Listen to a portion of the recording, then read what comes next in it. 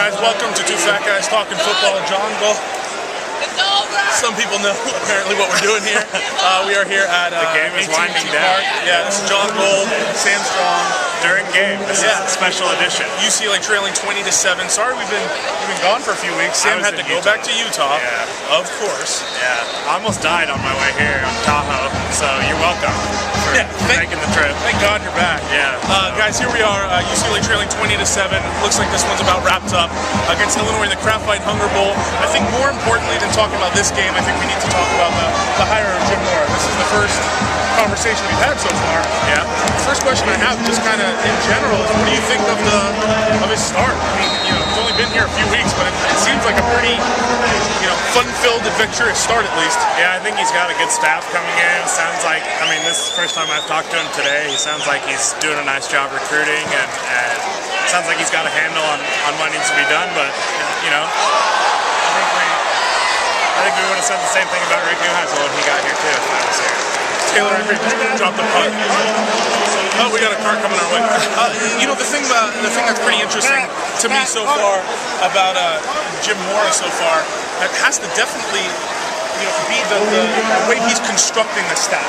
It's one thing to hire recruiting guys. It's another thing to hire recruiting experts when you don't have recruiting experience. And I think that's something that he's really addressed. Do you think Adrian Clem, Demetrius Martin, all these guys Steve Broussard are enough to compensate for his lack of knowledge in recruiting? The thing about recruiting that I think I'm really realizing right now, because I don't know anything about recruiting. Yeah, the head coach is one guy. If you have 10 guys who can do it as well, it's a lot better than just having one guy who can do it really well. And the thing about recruiting is it's such an inexact science. And Jim Mora actually had a really interesting comment today about he thought it was going to be kind of a standard pitch. He thought every day, every living room was the same. He was going to have like a script. Yeah, a script. And it's not like that.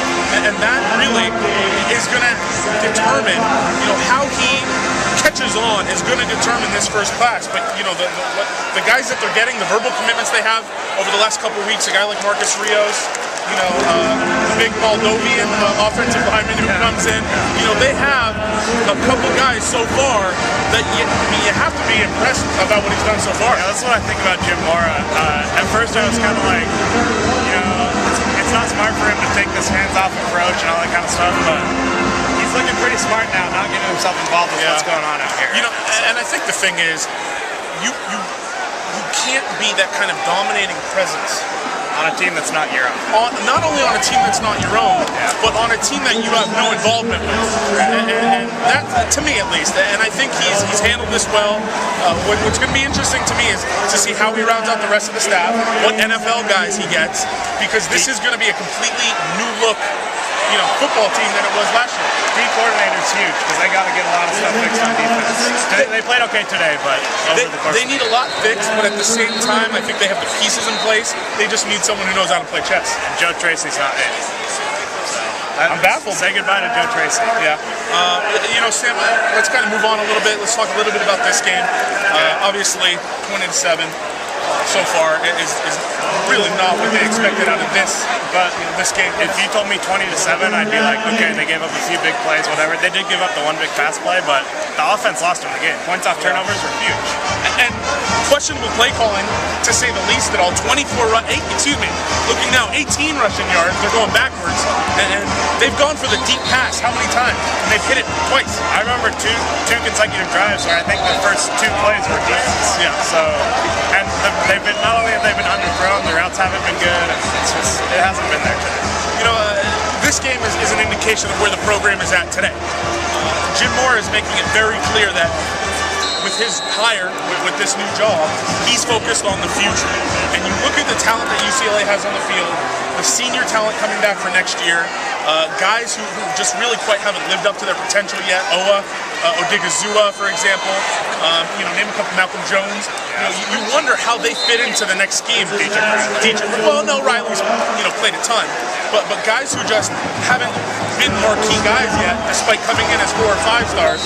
I do wonder to see what happens to them. Yeah, this game really. As I was sitting down to write, my Jim Mora story that I got from the 5 minutes before the game is worth tons more than this.